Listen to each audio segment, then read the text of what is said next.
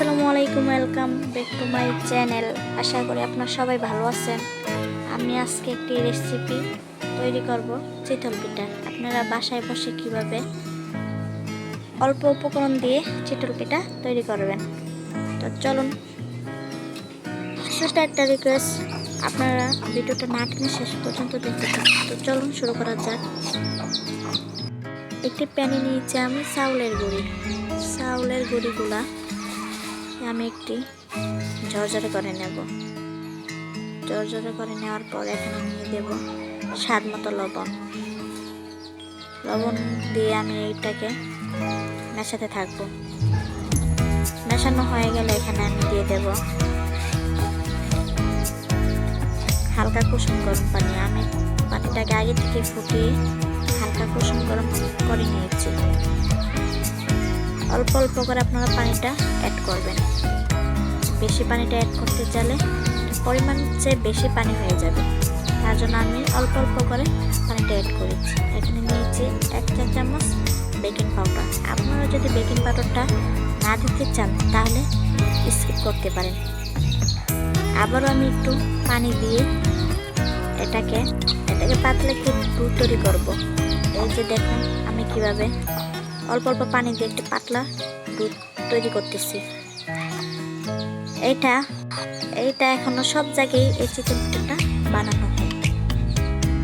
দেখতে যেমন সুন্দর, খেতেও তেমন সুস্বাদ। এই যে দেখুন আমি আপনাদেরকে আবারও একটি চামচ দিয়ে দুধটা কতটুকু পাতলা হয়েছে তা দেখে দিতেছি।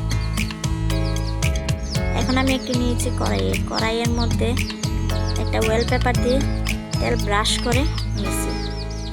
তেলটা ব্রাশ করা হয়ে গেলে আমি কড়াইয়ের মধ্যে চামচ দিয়ে এখন দিয়ে দেওয়া হয়ে গেলে এখন আমি ঢাকনা দিয়ে ঢেকে দিয়ে একটু হালকা ঢাকনার সাইডে পানি দিয়ে দেবো। এটা আপনারা নাও দিতে পারেন। এটা দেখুন কি সুন্দর ফুলকো একটু চিতল পিঠা হয়েছে। নরম তুলতুলে একটি চিতল পিঠা, কি সুন্দর। আবারও আমি একটি দেখিয়ে দিতেছি।